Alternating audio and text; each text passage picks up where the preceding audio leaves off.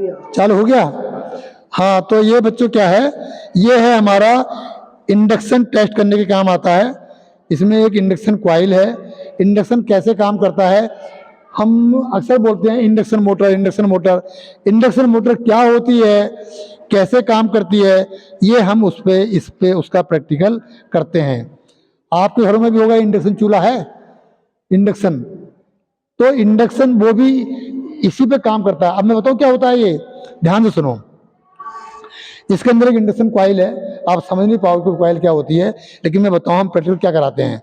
अगर हम इसमें एक यहाँ पे यहाँ तक अगर हम कोई तार लगाएं, पेच लगाएं, उसके बीच में फंसा दें कागज, ध्यान देना मेरी बात पे, और यहाँ पे हम दे दें सप्लाई 4 वोल्ट से 6 वोल्ट कोई भी, और हम इसे ऐसे करके यहाँ पे इसे इससे हम भिड़ा दें, इससे अभी किसी ने भिड़ा दी, ठीक है। जब हम इसे भिड़ा देंगे यहाँ पे और सप्लाई हम चालू कर दें, तो क्या होगा कि कुछ देर के बाद क्या होगा, ये जो कागज है ना ये जल जाएगा। समझी बात, क्या मतलब हुआ कि जो इंडक्शन है, कितनी पावर होती है उस इंडक्शन के अंदर कि वो कागज जला दिया। इसका मतलब हमारा एक्सपेरिमेंट ओके हो गया, ठीक है। यहाँ देते हैं न्यूट्रल मतलब नेगेटिव, और यहाँ देते हैं हम पॉजिटिव।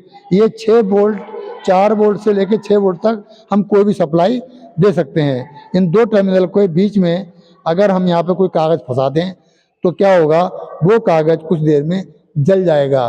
तो उसके अंदर हीट कहाँ से आई, इंडक्शन से, ठीक है। इंडक्शन क्या होता है मैं आपको बता दे रहा हूँ कि एक कॉइल यहाँ है और एक कॉइल यहाँ है, ठीक है। दोनों कॉइलें अलग अलग हैं, बट जब हम एक को सप्लाई देते हैं तो दूसरी में सप्लाई अपने आप चली जाती है बिना टच करे।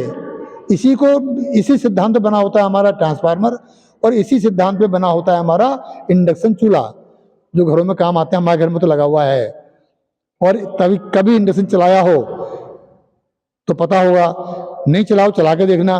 उसमें आप दूध गर्म करो, जब दूध तुम्हारा उबल जाए तो गैस पे गर्म करोगे तो बिना कपड़े के आप उतार नहीं सकते, लेकिन इंडक्शन में गर्म करोगे तो नंगे हाथों से ऐसे कर लो, सिर्फ दूध गर्म होगा, आपका भगोना बर्तन गर्म नहीं होगा।